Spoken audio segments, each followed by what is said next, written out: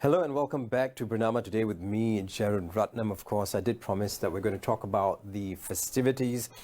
In the week before the Lunar New Year, we always talk about Feng Shui, we talk about property, we talk about all the things that bring about prosperity, so to speak. Now, one thing that we don't talk about often is going back. When you go back for your reunion dinner, so on and so forth.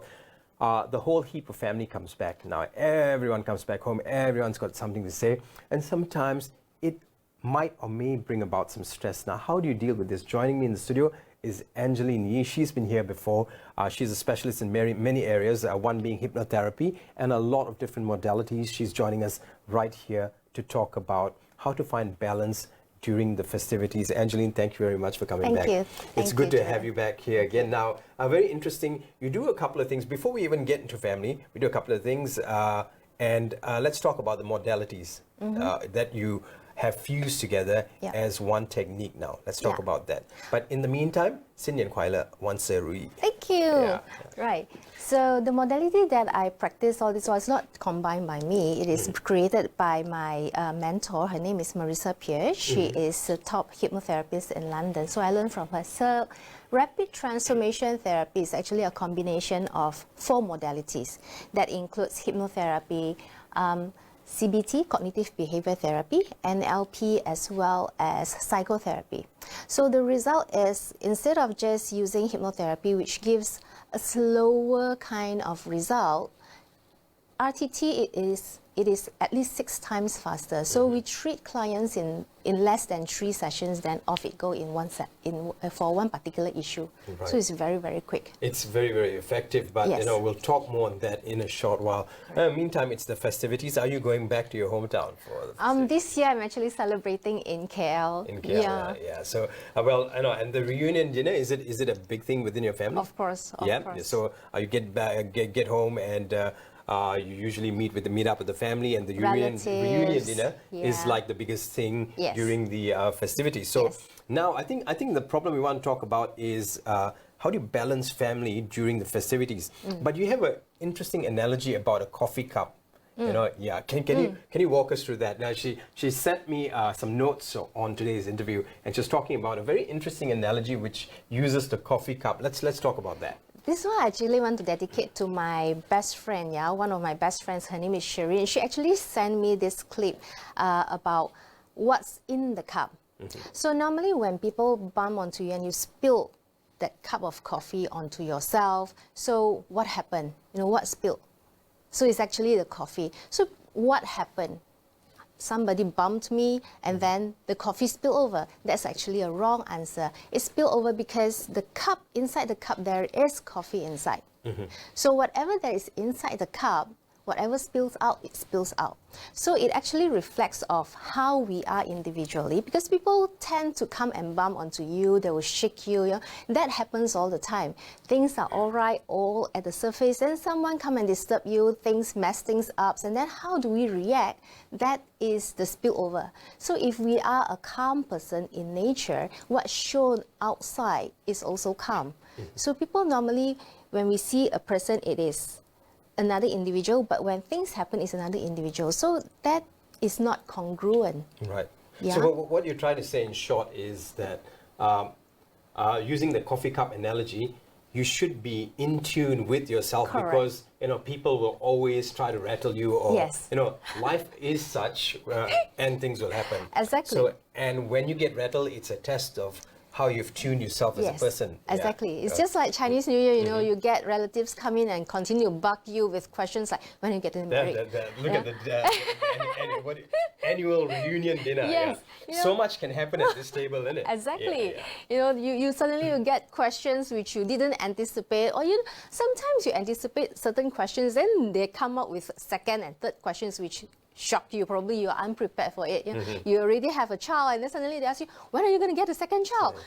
Or when are you going to get a boy? Those kind of questions that sometimes may irritate certain people, Yeah. So you get like 1 or 2 of those smart uncles or aunties with questions like, so you already 40 plus, you don't want to get married, are you? Things like that, Correct. So how do you deal with this? Really, some people, it really kind of throws them off their game, so to speak, and it loses your mood throughout the festivities. So how do you deal with something like this? Now, coming from my own perspective, yeah, we react it in a way that is very peaceful, because for me, that is, it comes from a concern or from a caring perspective. I would just answer it, let God decide, so that ends the story. But then if we ourselves take it from a perspective of, oh, that person is trying to provoke me or trying to test my patience, then you tend to look at it from a more negative perspective, then you get that kind of negative emotions coming up. So in a roundabout way, are you talking, and I'm going to use big words here that's used in her industry, okay? Are you talking about one's inner dialogue? Correct. Yeah. Correct, because how you react depends on what's inside.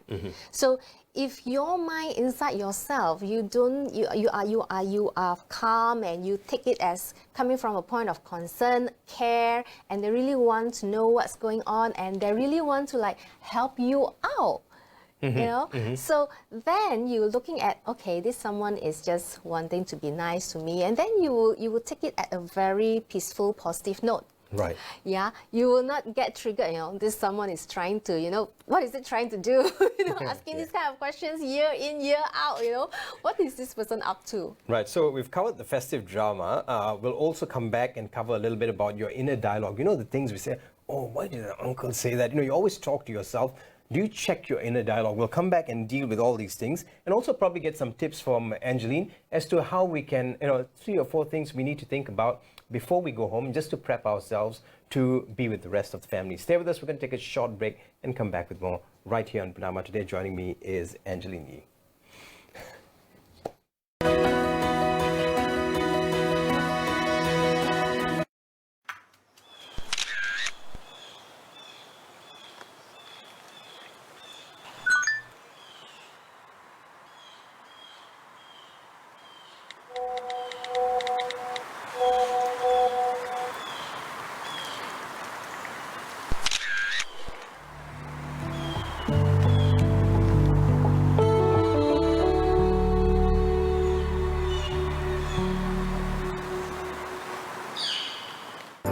Serba Dynamic Holdings Berhad is an outstanding homegrown international energy services group providing integrated engineering solutions to various industries. On these exclusive 6 episodes of In the Forefront, learn more about Serba Dynamic, which has its footing in 25 countries and recognized on the main board of the Bursa Malaysia. We'll take you on an exciting, deeper journey to explore the many branches of services offered by Serba Dynamic, as well as its winning formula. Join us every Tuesday, 1:30 p.m, exclusive on Bernama TV.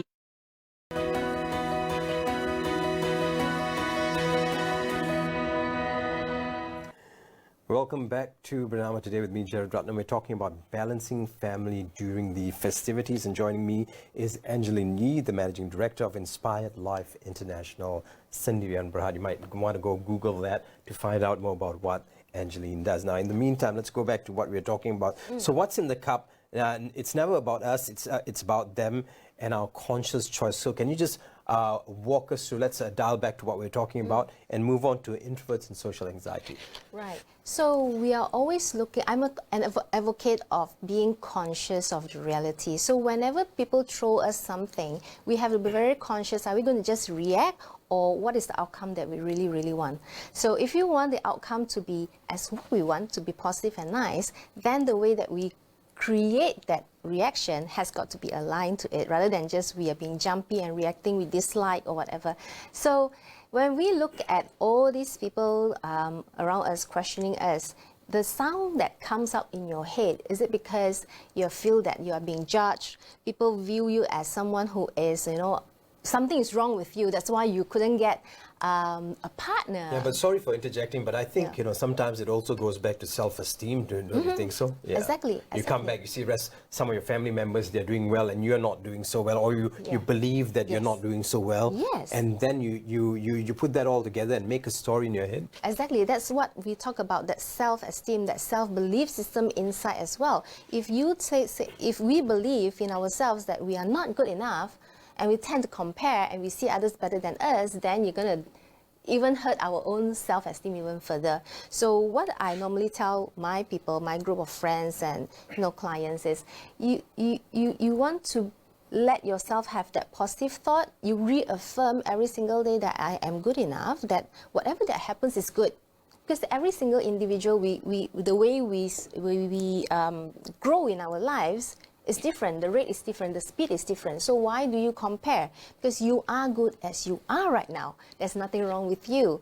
So stop complaining, stop comparing, and then reinsert and reaffirm in yourself that I am taking my own time to develop the life that I want, and everything is good enough. Now, very quickly, let's talk about introverts and social anxiety, because saying if I'm an introvert, I go back and we've got family members saying things, I just become a buffer for it. I just let all these things hit me and not react or say anything, but I react from within, and it damages me from within. So if I'm an introvert or an introverted person, how do I deal with this? I believe what I would suggest is not accepting all these things. It's just like people's view is not who you are. You do not have to accept all these things. You just have to reaffirm that I am good as I am, and there's nothing wrong with me. So affirmations are very important. Correct. Sometimes they say you need to fake it till you get it, and sometimes when you say affirmations to yourself like, should I really, I am the best, I am good, but actually if you fake it, you really get in tune with that. Yeah, because when you feel, it's not exactly that you fake it, because you are really believing that you are good enough, that you are good, you are great. Otherwise, why are you here? You have a purpose in this world. So every individual is unique by its own. So when the universe puts you here, means you are great by yourself. So right. So that is true. That is not faking it. So now I guess the other question is, how do you handle loud relatives? Like when you go back, you meet all your uncles and aunties, your cousins, and whoever else, and some of them can be loud and rambunctious, so to speak. Yeah. So how do I deal with them? Two ways. Okay. One way is speak as minimal as possible. Let God decide it. End of story. 3 words. Right. Another way, people who keep talking non-stop, this is where I'll actually change the whole entire noise and hear it as like Mickey Mouse squeak. It's like that kind of voice. So you make fun out of that noise, so it doesn't really trigger that anger or that negative emotion inside. So you change the environment. Right. So I think basically what Angeline is saying is, so every time you have one or two people who yammer away, when I was in school, or the eye specialists, the people who keep talking about themselves and they go on and on. All you need to do is picture Mickey Mouse voice, and it'll change the way you think about it. Exactly. Yeah, I mean, this has been told. You're the second person is telling me this. I've heard this before, Yes. and I'm yet to try it, but it is something we can try. Yes. So because it's the year of the mouse or the year of the rat. Yes, So definitely. let's use Mickey Mouse as our what do you call it? Mickey Mouse, Minnie Mouse. As our examples here. So anytime someone yammers away talking about himself, herself, and how much better you can do in life, do the right thing and hear the Mickey Mouse voice. Yes. Thank Anything you. else to add to that? I would like to wish everyone a really happy Chinese New Year. Have a blessed Chinese New Year. Yeah. Have a 恭喜发 blessed 财 Chinese New Year. I just need to find out from studio, do we have enough time or can we go? We've got about a minute left. So before we go, very quickly, so once again, let's go through what we're saying. So there's 3 things. What would those 3 top tips be? What is inside, so you have to look into yourself. That self-affirmation is very important, as well as changing what is inside, the voice and everything. So self-affirmation and changing those voices. So if you hear voices that are really dull and boring, change it into a Mickey Mouse voice and it'll change the way you think about this person, and it won't bring up a rise of emotions. On that note, Xin Yan Kwai Le, Wan Se Rui, from all of us here at of course, the Current Affairs Desk on Bernama TV. We're going to sign out. Of course, later on today, we'll have Tamina coming back with another episode of The Nation right here on BTV. You have a great afternoon. Thank you very much, Angeline. We'll be back. Stay with us right here on BTV.